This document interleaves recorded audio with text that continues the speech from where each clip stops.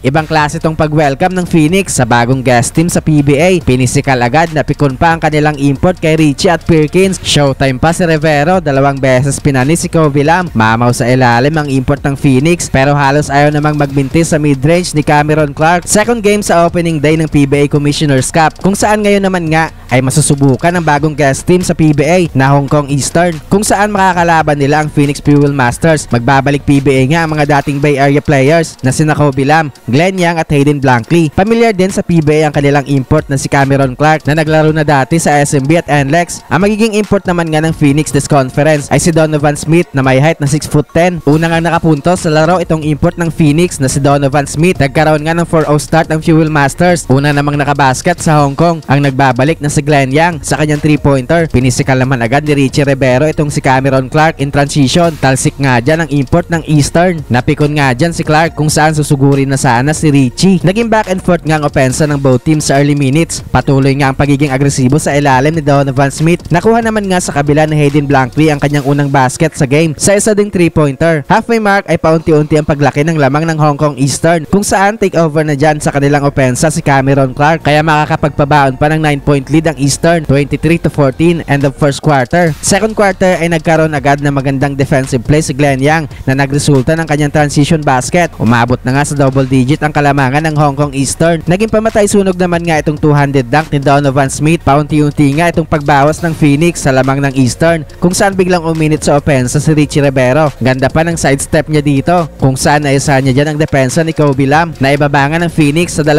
puntos ang kanilang hinahabol at patuloy din nga pagpapakitang gilas ni Richie kung saan pinanis niya ulit si Kobe Lam sa ilalim. Nagkagirian ulit si Cameron Clark at Rivero kung saan face to face nga dyan ang 2 players. Nakijoin na din nga sa girian na yan si Jason Perkins at hindi naman nga yan inatrasan ni Cameron Clark. Dikdigan na nga ang laban sa late minutes kung saan palitan ng baskets ng 2 kupunan. Step up na din nga sa opensa ng Phoenix si Jason Perkins na naging agresibo sa ilalim. Lamang lang ng 4 points ng Eastern, 49-45 halftime. Third quarter ay magandang simula sa opensa ng Hong Kong Eastern kung saan balik sa double digit ang kanilang kalamangan sa 9-minute mark. Patuloy nga itong pagdomina ni Cameron Clark sa mid-range. Paunti-unti nga paglaki ng kalamangan ng Eastern sa halfway mark kung saan patuloy ang pagkana sa labas ng kanilang mga local players. Unang 4-pointer sa game ay nakuha ni Donovan Smith. Buhat mode na nga itong si Smith sa opensa ng Phoenix. Nagbigay nga yan ng spark sa opensa ng Fuel Masters kung saan naibaba nila sa 12 points ang lamang ng Eastern, 75-65 end of third frame. Fourth quarter ay agad nagparamdam sa Hayden Blankley sa kanyang 3-pointer. Na-maintain nga ng Eastern ang kanilang double-digit lead.